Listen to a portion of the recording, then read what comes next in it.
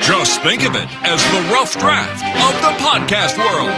This is the Newbie Writers Podcast with your hosts, Damien Boat and Catherine Bramkamp.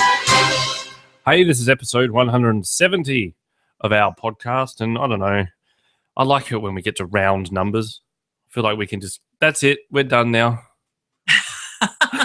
I thought that every number over 6 was, woohoo, we're still here.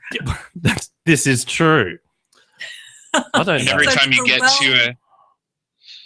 you get to another 6, you wonder if the next round number is going to be your last. Yeah, no, because we had only ever anticipated doing 6 shows. I think we've really stuffed up somewhere. Yeah.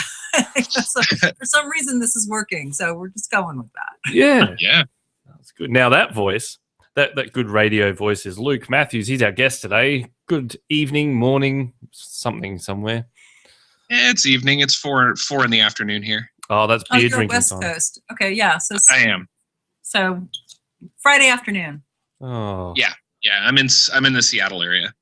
There you go. I have no. We're in the. I have to ask. We're in the Seattle area. Specifically, the city of Bothell. The what? Awful. Where is that located according from Seattle? It's about 20 minutes northeast of Bothell, or of Seattle proper. Okay, my son lives in Kirkland, so that's why I'm. Okay. Yeah, I'm about 10 minutes north of Kirkland. Very fun. Right. Yeah, it's beautiful up there.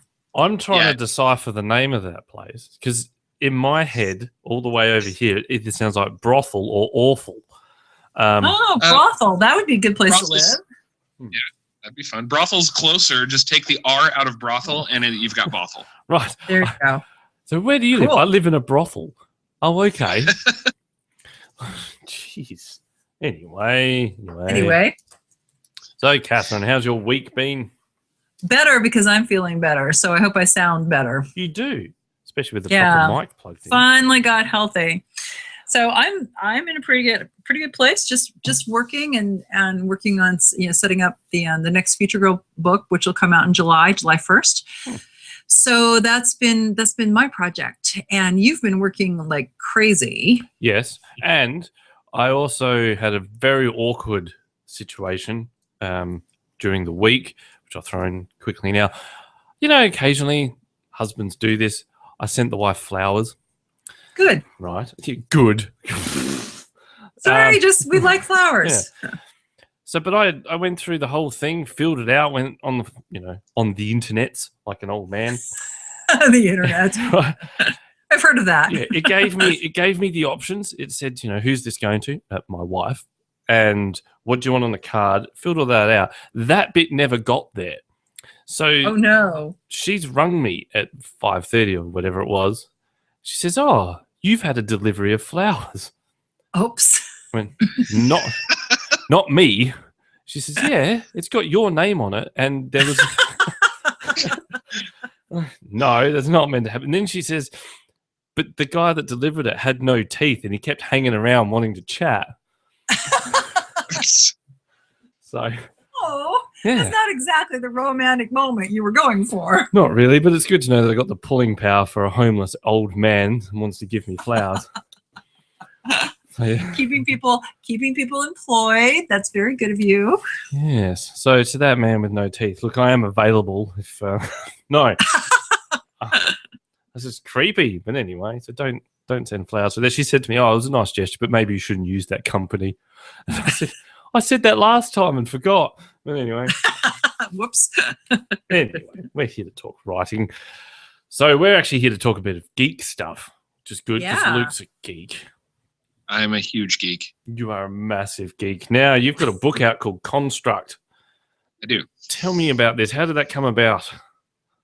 Well, the idea for the book has been in my head since I was in college. Mm-hmm. But it's I started writing it in 2011 because I was sick of it bouncing around in my brain, like a sliver. Every time I tried to write anything else or do a submission process, I just had this idea that I needed to get out. So I started writing it, and it took me way longer than it should have to write it. I like I said, I started in 2011 and finished in 2014. Mm. No, that's not way longer. Don't cut yourself some slack. Sometimes people take 10 years to write a book. Who was the guest? Who was the guest we had that it took her 12 years or 10 years to write one? I can't remember who that was. That was a while back. But that's totally normal. So no, you are not. We were just talking about this. I don't think it's really possible to write a whole book in a weekend. So 2 years is good. Is it measured from the time that you start writing the book or from the time that you have the idea for the book, though? Oftentimes authors will measure it from the idea. Oh, I'm never going to do that because then it took me 15 years. No shit. I'm the same. I haven't finished mine and I've been trying to plot it out for about 3 years now. Yeah, that's normal. And then it sounds like you've been thinking about this and it's a very thoughtful, fully inhabited world, fully functional novel. It's fine if you say, yeah, I've been at this for 15 years and the agent says, oh my goodness, you've really been thinking about this. So it can work in your favor. Okay. I'll keep that in mind when I'm trying to justify it to myself. Yeah, I think I will as well. I mean, but there's a little part of me that thinks, oh God, I'd just love to smash something out. But then, right? Do you become, I guess, like a lot of those other people you see on Amazon, where it's like, well, my ebook's out. I wrote it last week. Right, right. And here it is. What do you think? Buy my book. Yeah, so you have to be cautious about that too. Yeah. So it's called construct. Do that. For those who don't really understand what a construct might be, what is it? Tell us. In this particular world, it's an artificial automaton, humanoid automaton that they show up in fantasy works all the time. It's like a golem, effectively. Okay. In my particular world, it's not a golem in the sense of like the Jewish golem. It's more of an armored automaton that they're built for various different things in my world, usually built out of metal and infused with magic that in my world is called Ket, and are given a core that's effectively like a fantasy version of a CPU in an Android, right? Yeah. And there's varying different degrees of everything from just simple automatons that do simple tasks all the way up to the more intelligent ones that can, that are more combat or complex task oriented. So, yeah. So I always see Sorry, go ahead. I always come across constructs in the fantasy and sci-fi things that I get into that I don't know. They always seem a little bit steampunkish. It's like we like that idea of machines being big and bulky, but still going, "I love you," It's funny because people who have read my book, actually, I think it might be because of the character of Samuel as a construct and the existence of constructs, very frequently will call it steampunk, but it's not steampunk in any way because steampunk's relatively specific, right? It's something that, is set in a pseudo-Victorian era, and the steam part of it is usually pretty specific, but my world doesn't really have that kind of steam technology or anything, so it's not, but having the constructs in there definitely gives it that feel in some ways, so a lot of people call it steampunk even though it's not. How'd you come up with the magic concept called Ket? I don't know how I came up with that. I know that I think a couple of my beta readers actually compared it to the Force in the Star Wars books or Star Wars world, and I can kind of see that. It's an energy that's generated from all life, but unlike the Force, it's a little less mystical in my book. It's something measurable that people understand and can manipulate in my world, and it's I wanted something like a lot of stories have some form of energy that gets drawn upon, like Steven Erickson's books have, you're drawing on energy from another dimension. Some people have elements. Others are things like, more ephemeral concepts like mana. And that's kind of where this is. It's just it's a part of the life force of everything in the world. And some of it there's excess in the world that people have learned how to manipulate and use to do fantastical things. Do you remember that defining moment when you came up with the name, though? I mean, you think about the other stuff, like the Force. I mean, that's not really, you didn't think about that much, really. But Ket, especially Khet, did you sort of jump out the bath and go, I've got it? It came up when I was typing. Like I knew what I wanted. I knew it conceptually, and it literally was in the middle of a sentence. I was typing something out, and somebody actually had to refer to it by name, and I typed a word, and I was like, that kind of fits. And then, of course, I had to go. I typed it, and then I paused for a second and went to the internet, and I'm like, okay, I got to make sure this isn't being used somewhere else already. See, I do that. I do that all the time. Panic moment where I was like, oh God, I hope nobody else already has this. Or it's a bad word. I mean, you have to look at that too. Is it a terrible word in another language? Right. Oh, yeah. That'd be funny. Oh, yeah. Well, you piss off some remote European outpost.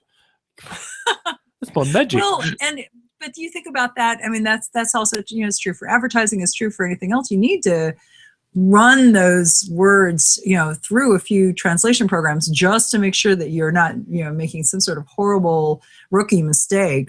Yeah, but can you get and calling bogged down things the wrong things? Can't you get bogged down? Like if you've got all your notes, you're going to spend an hour going, right, let's see what that is in Hebrew. Like, I think it goes faster than that. I'm American. I'm not supposed to care about other cultures, right? Exactly. How that works. Unless you're trying to intervene and make them right. That is how it works. I don't know. But yeah, I do that with names. So if I'm sitting here spinning around in my chair, I try and come up with a couple of names. And I think, okay, I now need to Google that to see if it comes up somewhere. Because how do I not know that I'm just filtering a name that I might have read in a book somewhere last year and that's just cropped up on you? That's original. So I don't know. You've stuck. No, I do the same thing. I mean, if you've got more common names, like the main character in yours is Samuel? Yeah. Then there's no point in you Googling that. You get like a billion Samuels. But, right. Well, no, you don't have to do that. I'm just thinking of if you're trying to name something like like the Force or like I don't know, whatever fantasy mystical thing, that I would assume that's something that people really need to pay attention to. See, because I write the fantasy stuff. If I come up with a name of a town or an inn or something, I have to Google it just in case World of Warcraft comes up, and then I'm screwed. Right. I always have to do it for all the fantasy series that I've already read, just to make sure I'm not like just pulling something from one of my favorite fantasy series. Like I'm less worried about well, I guess I should be more worried about World of Warcraft, shouldn't I? But I don't know. I'm less worried about those kinds of things because they're not technically in the same not genre, but the same field. But yeah, I definitely I'll come up with names. I've got a notebook. I've got several notebooks that I keep notes in for my writing, and one of them I just sit down and if I brainstorm a name, I'll write it down. My constructs in the book all have relatively complicated names, with the exception of Samuel, and even his is kind of a derivation of his actual name. But I just sit down and brainstorm for a while, and I just write lists and lists and lists. And then when I need one in the book, I'll flip back to that notebook and be like, oh, have I come up with something already? And check it off and scratch it out of the notebook so that I don't reuse it. Do you think notes are important? Like as a newbie author, yeah, I'd like to ask that question because I got caught short. I was writing some stuff and I forgot one of my characters' names. Shit. Yeah. So, go back to my notes. Absolutely. They're indispensable. I've got, I'm relatively,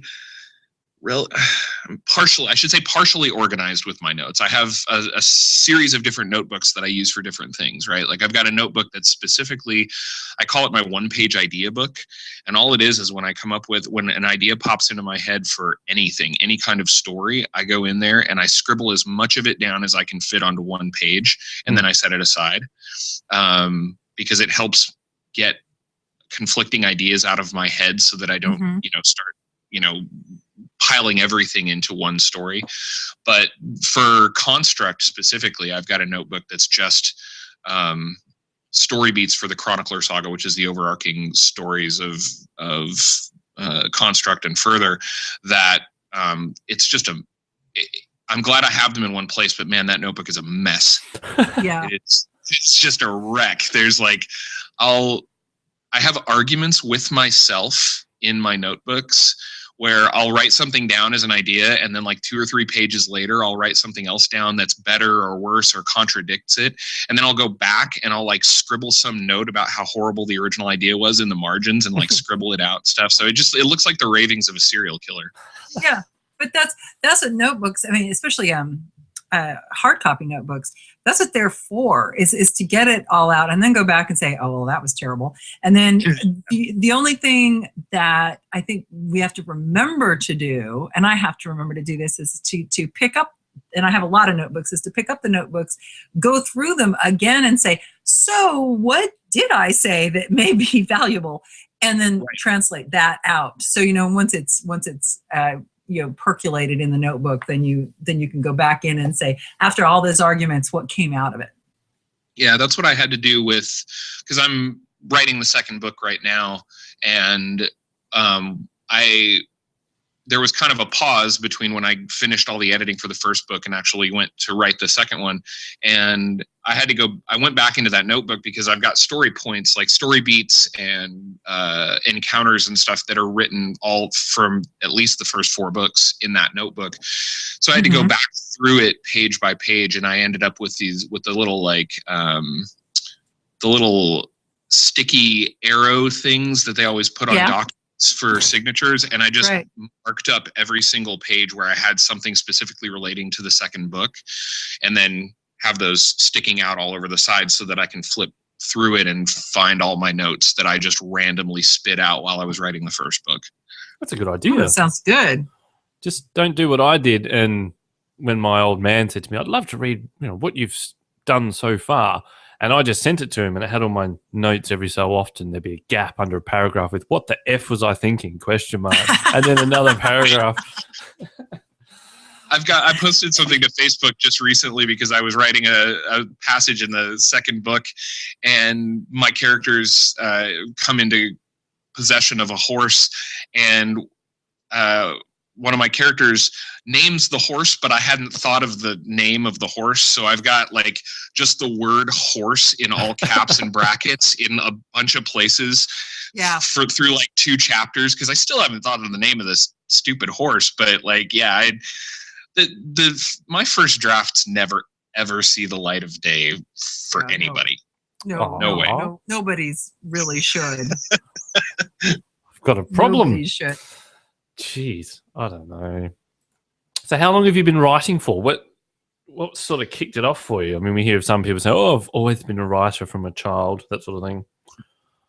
Not really. I mean, I've always done some sort of writing, I've ever since like creative writing classes in junior high and high school. And I think where I did most of my writing before I actually decided to be a quote unquote writer was in role-playing games. I'm a huge gamer, and I participated both in, tabletop role-playing games and live action role-playing games where I would write out, I'd be running them and have to write out plot scenarios and write out storylines for those games. And that's probably where a lot of it started.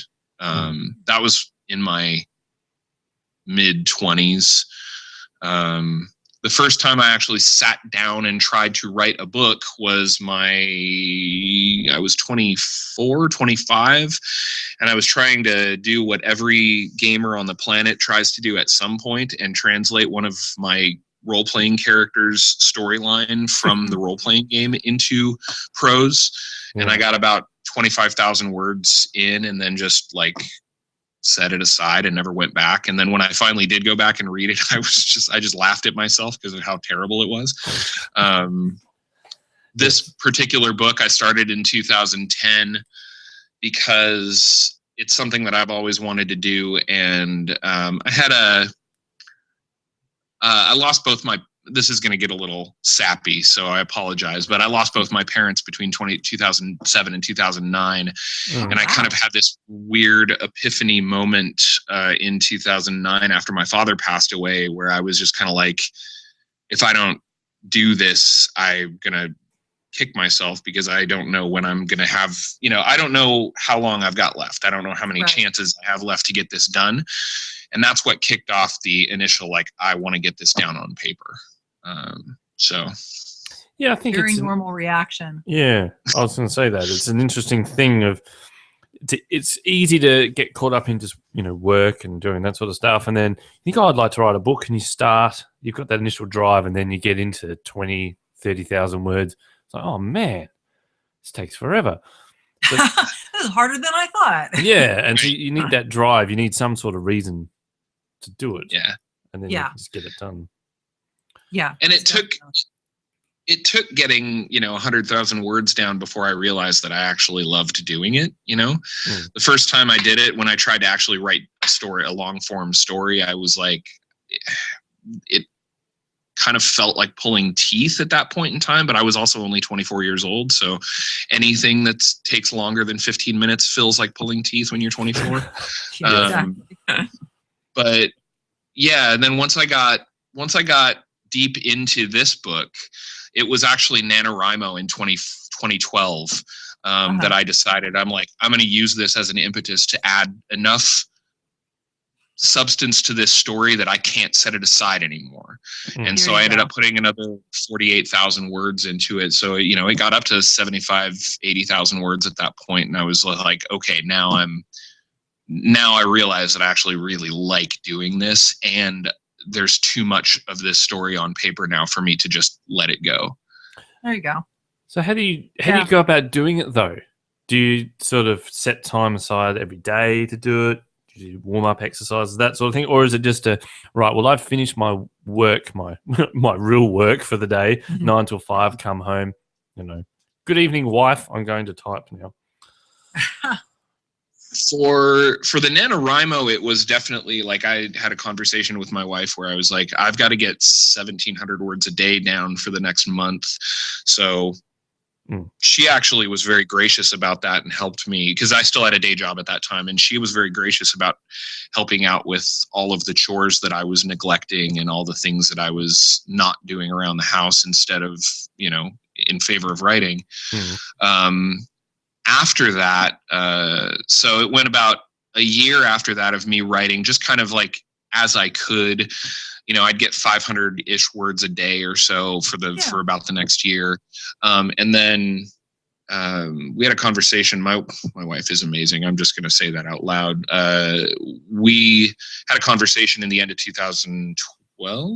Yeah, the end of 2012 about me leaving my day job. And we were in a situation where she was making enough money to support both of us. And I pitched it to her as, I will stay home and do all the chores. And you don't have to do any more chores if I can quit my job. And she was like, that sounds kind of awesome. So I quit my job at the beginning of 2013. And that's when I over the course of 2013, I finished my up to my third draft before I sent it off to editors. Excellent. I wish I could do that. Yeah. Yeah, I'm not going to lie. It's pretty lucky. I'm not going to phrase it any other way. Yeah. Yeah, that's very, very cool. It's cool if you can do that. I have that situation myself. I've got my husband can make enough money so that I'm home doing these other projects. It's very cool. Yeah. I hate both of you right now. Because a 12-hour day in my world is not long enough. Oh, yeah. I don't know. Yes. Well, anyway, Get off my show now. So you're done with the book, and you've self-published it. Is that correct? That's correct. Okay, so tell us a little bit about that decision and that journey. What was the process that you went through? Because a lot of times we say self-published, and it means many, many things depending on who you're talking to. Sure. I didn't make any decision on what I was going to do as far as publishing until I finished my third draft. Okay. I was just trying to ignore it because I wanted to get the story written. I didn't want to worry about how I was going to put it out because I knew I had options. So the third draft was the one that I sent to beta readers, and then eventually, after revisions, to editors. And at that point was when I started looking into what options there were. And I started querying agents, and hated that process so much. I'm not gonna Yeah. Everything from just trying to actually boil down everything I'd written into a query letter, all the way through sending out, I don't even remember how many query letters I sent out. I think I sent out not as many as some authors. I think I sent out 40 or 45. Okay. I know that, like Stephen King, of course, has his stories about sending out hundreds and getting rejection after rejection after rejection. And I sent out probably 40, 45 over the course of a few months and got tons of just ignored and form rejections and random, like, non-responses. Right. But through that whole process, I was when it comes to like the ideas that I have in my head, I'm kind of a control freak. So the more as I was querying, I was reading more and more and more about the publishing process and contracts and how they work. And the more I read about major publishing contracts, especially for what, I'm not the guy that's going to come out with the blockbuster novel right off the bat. So I'm already going to be a low end to mid-list guy that's not going to get a hell of a lot of an advance. And in exchange for not hell of a lot of an advance, I'm probably going to have to give up all my rights. And that didn't sit well. So I didn't when I started looking at self-publishing, I was like, I can retain my control, and I know that I am enough of a quality nut that I'm not just going to crap out, some garbage on Amazon and call it a novel. So after 45 form rejections or so, I just decided on self-publishing. And at that point, I had already set aside the money and hired a developmental editor. And I was working with her on the actual story development. And I went 3 months with her doing several different rounds of story development. And then I hired a separate mechanical, like, copy editor to do the final copy edit and clean it up. And that editing process was fantastic and fun. And I got to pick my own editors, which is pretty awesome. People that I got along with really well, and our personalities clicked, and we didn't have any like ego bashes at all. So it turned out really, really well. And then once I got done with the editing process, I taught myself from scratch how to build ebooks instead. And I went deeper into the process than just using Amazon's like conversion technology, convert a Word file. I actually learned how to code them from scratch because I already knew some HTML and XML. So I used that knowledge and kind of learned how to build and format an ebook kind of from the ground up so that I'd have more control over how it looked on a reading device. And that getting through the editing process, hiring the editors, getting through the process, learning how to build the books just solidified for me that I wanted to self-publish because the amount of control that I had, the ability to make those decisions myself, the ability to do it as fast or as slow as I wanted to instead of submitting a manuscript and going through editing and then waiting a year for it to hit the shelves. Right. Yeah. So It just fit my personality really well. It wasn't that I don't want to be traditionally published, because eventually I'm sure I will write something that I want to submit and try and get traditionally published. But at this point in time, it just fits my personality, and that's just the way that I wanted to do it. So I think that's Very how I'm going to have cool. to do it.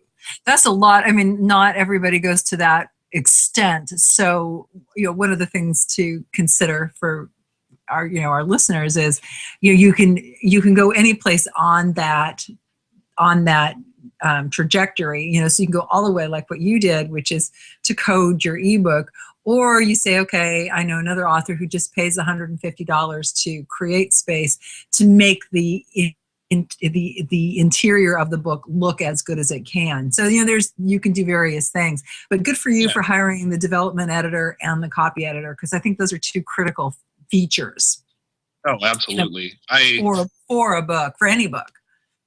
The book is just infinitely better for their participation. They're like, without them, and everybody that does anything artistic understands eventually the concept of art blindness, where you stare at your work for so long that you don't see the flaws anymore. And that's right. Yeah. Even no matter how many times I can self-edit a manuscript, I'm still not going to see sometimes major flaws. And that was what I loved about working with the developmental editor, was that I got to the point where the actual climax of the book, she'd had some feedback from before that and everything. And I was working through her feedback, and then I got to the actual climax of the book, and she was just like, this is really weak. So she's like, you just kind of wrap all this up without any explanation, and it just kind of gets handed to them, and it's really weak, and you need to work on this. And I was like, when I read it through again with somebody else's feedback, I was like, wow, this is really weak. But at the time, it was so intense, right? Yeah, exactly. Yeah. When you were doing it, it's like, this is awesome. And then you get the feedbacks like, okay, maybe not. And you just have to be able to be smart enough to take that feedback in the sense that it's in the spirit that it's delivered. I'm looking at you, Damien, when you look at future run and send me and tell me it sucks. Same. Yeah. Well, don't make it suck. But yes, I see what you mean. We can sort of wrap up the end of something, and with that, he lied. You're like, what? What? So they all went home. Wait. They all got dysentery. But yeah, right. I don't know. How do you find a good editor like that, though? Were these people that you just sort of befriended, being in part of circles and communities, or did you go out and look and go, right, send me your stuff? Sorry, I did a lot of just random internet searching for freelance editors at the start. And what actually ended up happening was I had gotten into I'm sure you guys are familiar with Chuck Wendig, right? No. Chuck I'm not. Wendig, terribleminds.com.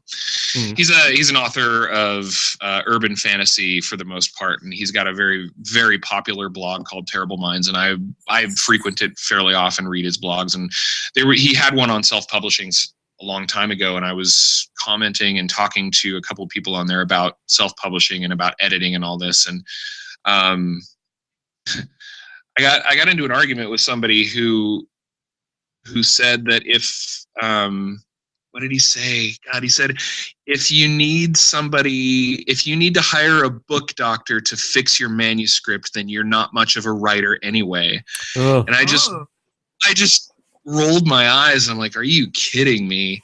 And the argument ended, oddly enough, the argument that I got into with him ended up having a couple of other people kind of contact me off to the side, and like one of the ladies on there was like, I've got a couple recommendations for an editor if you're interested. And I'm like, sure, send them to me. And she sent them to me. And this was after 2 months of searching for one online and reading stuff. And then she sent me the link to Annetta Ribkin is her name. And we went through a review process. I sent her the first 3 chapters, and she did a preliminary pass on it, and we kind of corresponded back and forth, and we clicked right off the bat. Like, just our personalities matched. She knew how to talk to me, I guess, which is kind of important. Like she knew how to present things in a way that was firm enough to tell me that I'm being an idiot without telling me I'm being an idiot. Right. Right. No, it's definitely because that's what I do as well. It's as a writing coach. So you have to be able to know your clients and then say, okay, you might want to try this, or have you considered that? I mean, there is that language that a professional can bring to the conversation. It's a lot easier than even stuff from your beta readers and from a writing group. Mm-hmm. Yeah, and then my copy editor was just a recommendation from my developmental editor. She was somebody that I had looked at previously. I'd found her website previously, but then when my developmental editor suggested her name is Jennifer Wingard. I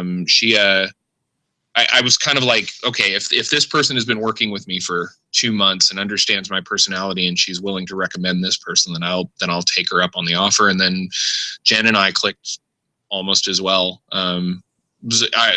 Obviously I have less ego invested in mechanical editing anyway. So like when the copy edit comes, I'm just like, oh, well, she clearly knows more about sentence structure than I do. So let's just go with it. That's their job. You just go through your manuscript, accept. Pretty much. Yeah. Let's do that. Yeah, the only times it was an exception were when the occasional situation where I it was something very specific to like somebody's diction or some like how they were speaking or something I specifically wanted to be breaking the rules. And but yeah, it's just a situation where I came across the right person, and I got lucky again with the lady on Terrible Minds that was able to throw me their way. That's very cool. I think if I send something to Catherine, I'd just get an email back that would just say, nope. Do it again. Try again. Try again. No, I do not do that to you. No, you don't. You've been very good. Now, the other thing, podcasting. How'd you get into that? That I got into, it was something that at the time that I started it, I was working at Nintendo as a game tester, and I had a bunch of friends that we always used to talk about classic video games all the time. And we started talking about starting a podcast and I never got around to it. And then finally, one of my friends came up to me and said, we really should do this. And it started initially. The first podcast that I did was called After the Fact, and it was a classic video gaming podcast where we would take an old 8-bit or 16-bit video game, from the NES or Super Nintendo era, and we'd play through it now and then talk about whether or not it actually lives up to the nostalgia that we had for it. That's clever. All right. In a lot of cases, it didn't. That's because you were no longer 13, I'm sure. Exactly. And that ran for about 4 years. And then about a year into that show, another friend of mine who was super into comic books, and I'm also very into comic books, we started talking about starting basically the same format, but for comic books, where we would take a trade or a collected edition, read it, and then do it kind of book club style, where we would let listeners know in advance what books we were going to be reading for a particular episode, and then we would read it and then discuss it on the show. Full of spoilers. That's in advance. And that turned into what's the current podcast called Trade Secrets. And it has also been running for about 4 years now. We're on episode 91. Yeah. We do it every other week. Yeah. So how do you structure that? Do you just all phone in through Skype? I'm just curious. I mean, we use Skype. Actually, all of the people who are on the podcast with us are local. So we actually have a recording kit that we have at my friend's apartment, and we go to it. We gather at his apartment every other Saturday, and we talk in person. Oh, yeah. Oh, wow. Okay.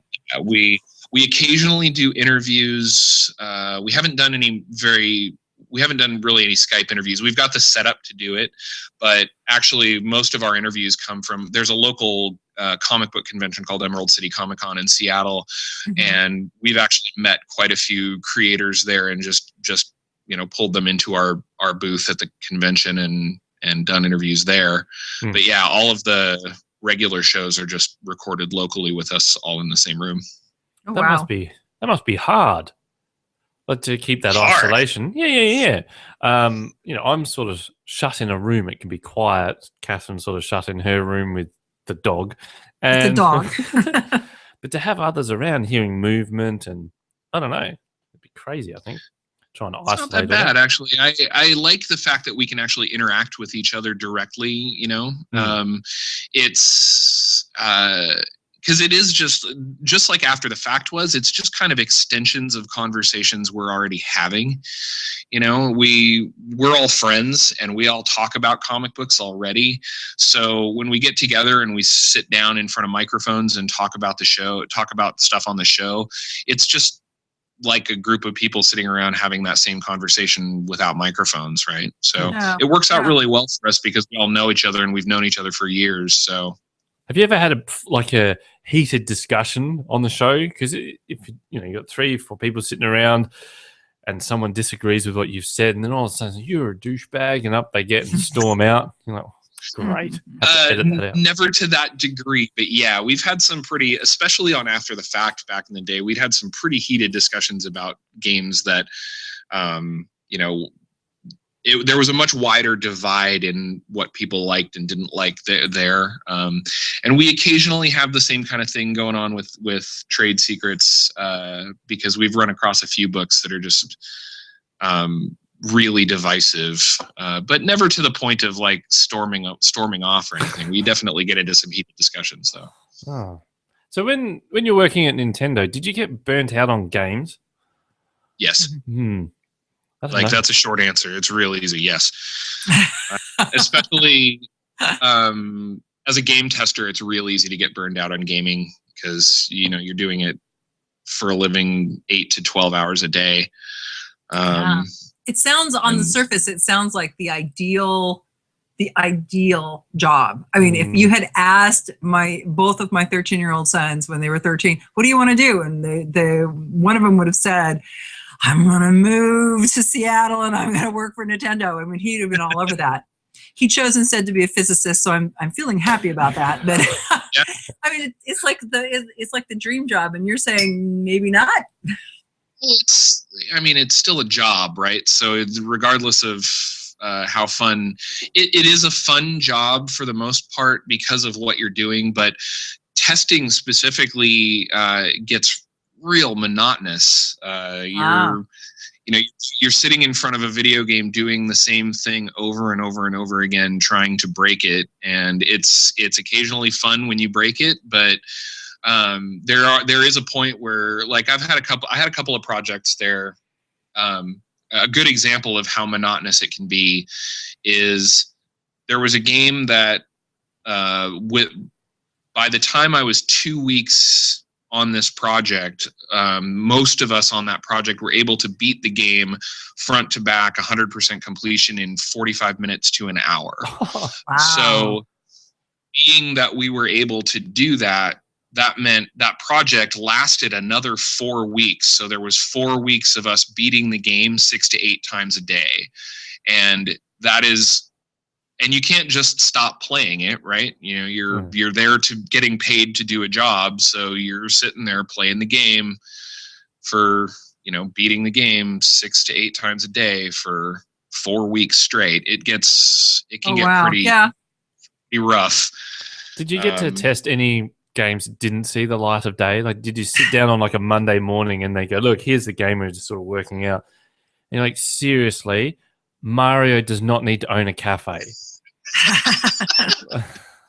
I didn't know. I have friends that definitely did. I have friends that worked on a game for 7 months, and by the time the last 2 months of the project, they were working 7 days a week on it. And even after 7 months of testing, it was never releasable, so it just never came out. Wow. And See, yeah, if you apply that to books and writing, could you imagine, you've written constructs, you're about, I don't know, a couple of chapters towards the end, and then someone says to you, nice try, we're not going to release that. right. People have had that happen to them. Man.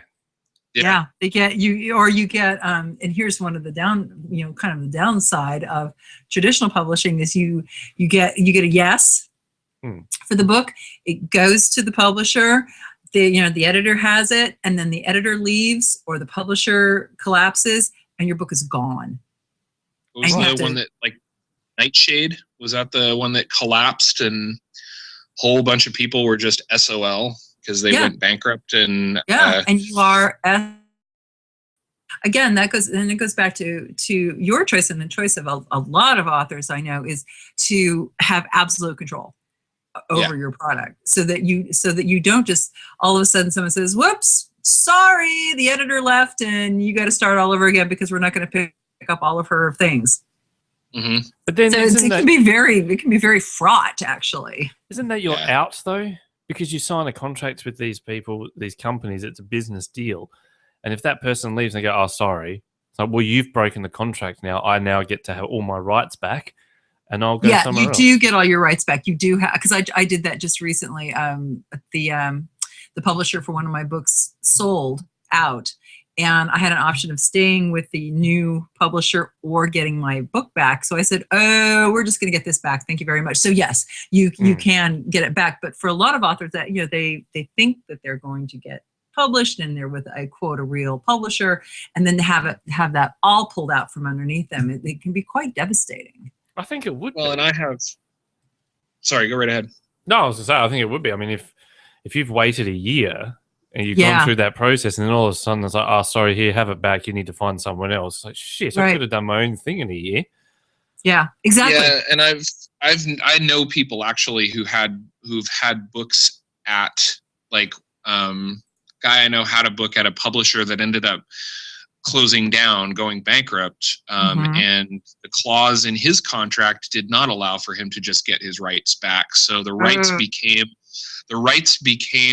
a liquid asset of the company that could be sold off to whoever they needed to sell it off to in the terms of the bankruptcy. Oh. So Yikes. it ends up, you could end up going to a publisher that has no interest in publishing your book, or just end up with your rights in the ether, and there's nothing you can do about it. So I wonder what would happen. I mean, these are all horror stories, but it's like, I'm sure it's not horribly common, but it's still.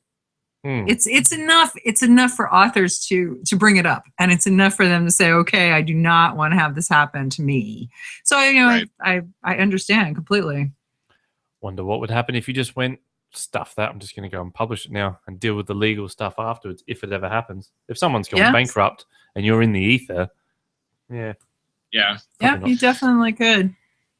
Yeah, because you got to wonder, if a company acquires the rights to a book and they're not willing to publish it, how much effort are they going to put into quashing something that they never wanted to release anyway? Exactly. It just depends on who's running the company. I mean, maybe they could be evil, bad people. That's true. Never know. I don't know. Sorry. Oh, there's your dog. That is my dog. He's decided that somebody's out front, even though there's nobody out front of my house. I can totally relate. So look, tell us where we can find your book and where we can find you. And mine will jingle. He's going to go out and bark at something that he can't see.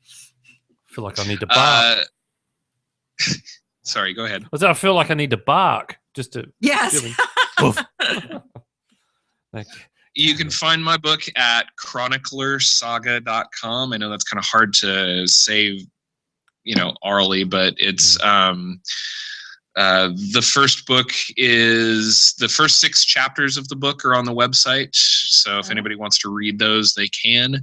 It's available pretty much everywhere. There's physical version, a paperback is available on Amazon, and then ebook is available either directly from the website or Amazon, Barnes & Noble, iBooks,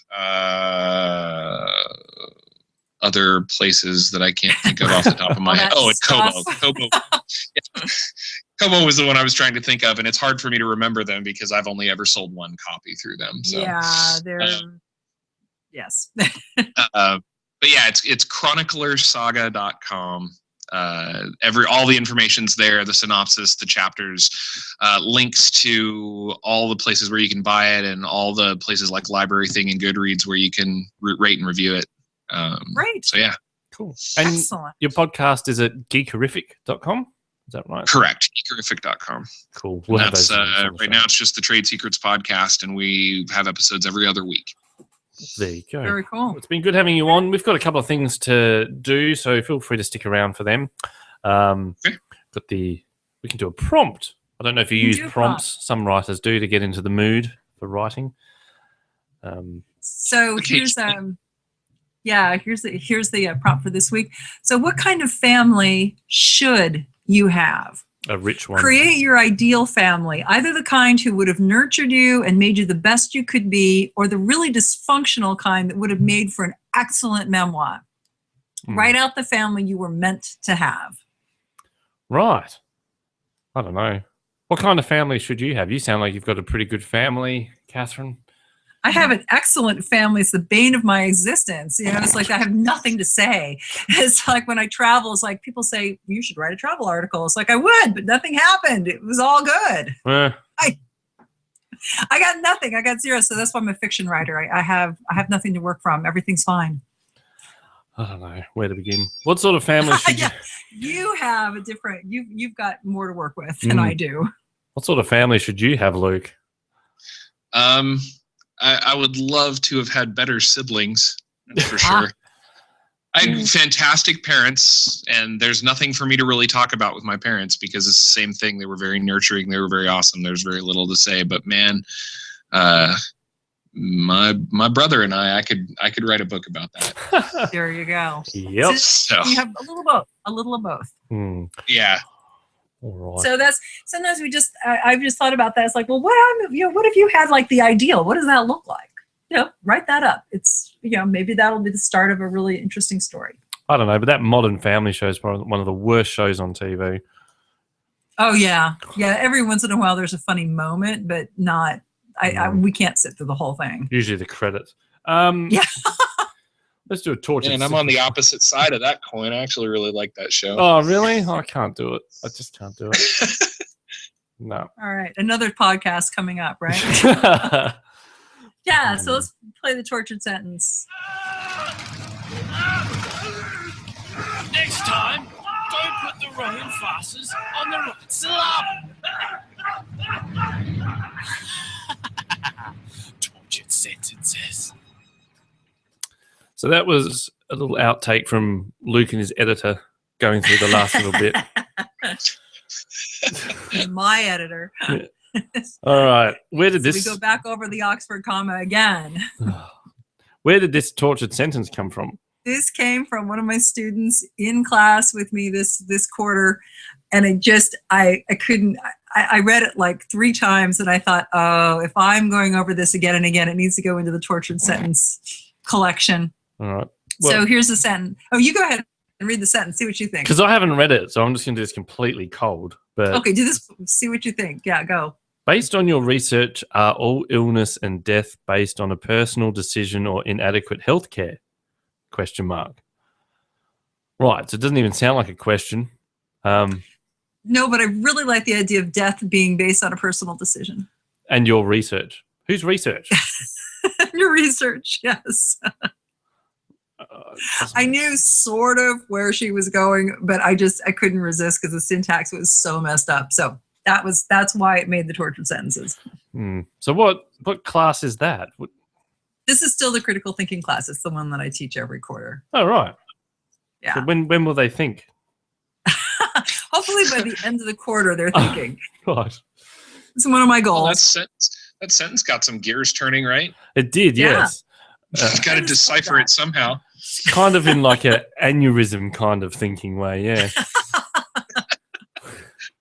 It's my gift. Let me tell you, if it wasn't for those classes, we would not have started tortured sentence. It absolutely was an organic bit. This is true. I mean, how do you respond to that? Do you underline that and go, it wasn't my personal decision to have, a stroke reading this? It depends. What I try to do, especially for people who are they're trying to articulate this at the beginning. So I look at the overall essay, and I pick like 2 or 3 things that they should work on, and I leave the rest. Because if I went through and just like redlined it, continually, they're going to start shutting down, and they're not going to be able to really, look at it. But in this case, I would say, here's a sentence that you wrote. You may want to consider it, a different way. And here's a suggestion. And I usually give them an example of a different way of writing it. Right. I still think just Post-it note with nope written on it would just be perfect. No, I do not do that to students. That's kind of cruel. Don't come back. Don't come. All right. And then you had a good word of the week. Did I? Yeah. Was this my word? Yeah. I've got from word a day. No, and then you send me a new one. Did I? Can you send that to me? It doesn't matter. Then? You do the one in front of you. It's okay. Jesus, what word? No, if you've got it in front of you, what was the word that I sent you? I can't. It was serene. Oh yeah. Well, no, that can go into another show. That's fine. All right, we'll put that in another show. Yeah, that sounds too gay. Now this one comes from word a day, Anu Garg, and it's perambulate. What a cool word. Mm-hmm. I don't know what it means. To walk through or to roam. Perambulate. Victorian novels use that word a lot.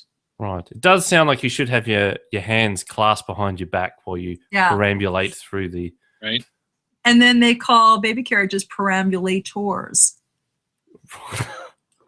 Perambulators. So that's to walk around. So you're walking the baby around. Right. Right. I don't think I could ever use perambulate. That would be like stretching the wanker muscle a bit. If you put that in, I don't know if I'd really want to. I don't know if I'd ever want to put that in something. Yeah. Perambulate. Like I mean, it's kind of a cool word, but seems a little thesaurus-y. It does a bit. Like you've got someone walking through or running through. That's your main scene in some sort of marketplace. You're like, I've used the word walk or stroll or that sort of stuff too much. Perambulate. Yeah, let's bang that in there. There we go. I wouldn't use the word perambulate in a steampunk book or fantasy. I may use it in a Victorian 19th century book. I mean, you have to take your words and make sure they make sense for the spirit of the novel you're working on. So does this appear in one of the future gold books then? No. Good, that's fine. No, because my people are in the gold rush. They're a little harsher than perambulate. I mean, that would get you beat up in 1849. Yeah. What are you doing? Perambulating. Oh, man, dude, we're going to throw you down the hill. That's right. You must be from Boston. Come on. Now, Luke, is there anyone you want to give a shout out to? Wow, you sprung that one on me. I'd like to do that to people. You know what? Because there's 3 people. I've already talked about my editors, Annetta Ribkin and Jen Wingard, both of which are fantastic. Look them up if you're looking for a freelance editor. I think they're great. But the one person that I haven't talked about that I really want to give a shout out to is Carmen Sinek. She's my cover artist. And the piece of artwork that she created for my cover was absolutely phenomenal, like far beyond my expectations. She's she's a fantastic up and coming artist, and I always want to try and give her as much praise as possible, because so many people that look at my book go like, wow, that's a really fantastic cover. And a lot of people I get a lot that's a really good cover for a self-published novel. Oh no. That's all. Yeah. Ouch. But all of those compliments are because of Carmen, and she deserves the praise there. So yeah, Carmen Sinek. It is an amazing cover. I give you that. I don't know. There seems to be a thing of there's no middle road. You've got people that do really good covers like this, and then there is the self-publishing stock standard. I went to iStockPhoto.com. And applied a filter in Photoshop over it to make them look whimsical. Yeah. Right. Half of them could show up on Photoshop disasters. Yeah. And Oh, or book cover disasters. I mean, there's a whole blog on that I visited recently. It's like, Yes. oh, yikes! I saw that. Did I send that to you? That was hilarious. Yeah, I think you might have said it, but I went right to it and said, God, I hope my book's not on there. And it was no. Your books even have real titles. There was one that did crack me up of a lady kissing a horse, and the title of the book was "But You're a Horse." Yeah. Just makes you cry. What can we say? Yeah, I hate to think what category that is. Like, you know, weird. So now, next week, it'll be a surprise. I have no idea what we're going to do, but we're going to do something interesting and probably talk about writing. cool. There you go. I've got a couple of shout outs. Okay. I want to give a shout out to Monica Rodriguez, who sent me an amazing email. Thank you for that. I really want to read a little bit out. I don't think she'll have a problem with it. But said, I recently discovered your podcast. You guys are hilarious. Well, thanks. Thanks. Damien the Grumpy Cat, the perfect description. Yes, it is. Catherine, you're a saint to put up with him. Now, hang a minute. So, Catherine, a saint. Right. I think the I'm Pope... going to write that down and send that to my husband. So thank you for that. I think the Pope's going to have a problem with that somehow. But anyway. The two of you managed to be entertaining and educational, and you actually learn something from time to time. That's good. And Australian is not English. Sorry, Damien. There's just no way. Because on the other hand, I love your accent. I can say that because I live outside New York City and talk like a true New Yorker. So that means her name must be Monica then, instead of Monica. There you go. Anyway, I think she's got a website, blog, monicarodriguez.com. I'll find that out. And the other thing is, shout out to my old man. It's his birthday today. And it is Anzac Day. So I was wondering, it's a big thing. There's been a bit of criticism that it's been a bit too commercialized, but hey, it's 100 years since Gallipoli happened, so it's a big deal for us Australians and New Zealanders. So I thought I might read out a poem. I think I did this last year. I might read out an Anzac Day poem to sign off the show. This one, oh God, where did I get this from? I think I just Googled it. Oh, don't have the page up. Anzac Day poem by Alf Wood. It's called A Sonnet for Anzac Day. Sound the last post again, lest we forget. The freedom that we cherish has been bought, not found like mushrooms in the field. The debt is ours to pay, mindful of those who fought and fell, yet still they held the torch aloft. May we remain as zealous to withstand the traitors who would make our fibres soft, as well as enemies beyond the land. The trumpet has the power to move us still, and though the debris of a flood of years lies over hand and mind, an aching thrill comes rising perilously close to tears. Sound the last post to hold the memory bright, then sound the ruse and keep the torch alight. So there you go. Anzac Day. Pretty depressing time, but whatever. So I think that'll do it. So you don't know who we've got on next week? Nope. Awesome. That's good planning. All right. That's why I make the big bucks. When? Yeah, exactly. Podcasts pay really well, don't they? They do. Yeah. People say that occasionally to me. It's like, so, how much do you make on the podcast? Nothing. Nothing. We just do it because we love it. That's right. Can I give you a negative number? Yeah, exactly. It is a bit like that. It's like, what is my opportunity cost on that? I don't really like ads in podcasts. I don't think we've worked out how to do them properly yet. I mean, we have Audible, but I try not to do it too often. Yeah, it's weird. I think that we've got to come up with some better solution of just, instead of interrupting a show, going, "Hey, hate to jump in, but go to such and such." Anyway, well, Luke, it's been a pleasure having you on. Yeah, thank you, Luke. No, thank you guys. It was a lot of fun. I really appreciate it. Yeah, it was good. All right. So until next week, we'll see you then. See you then. Your book starts here on the Newbie Writers Podcast.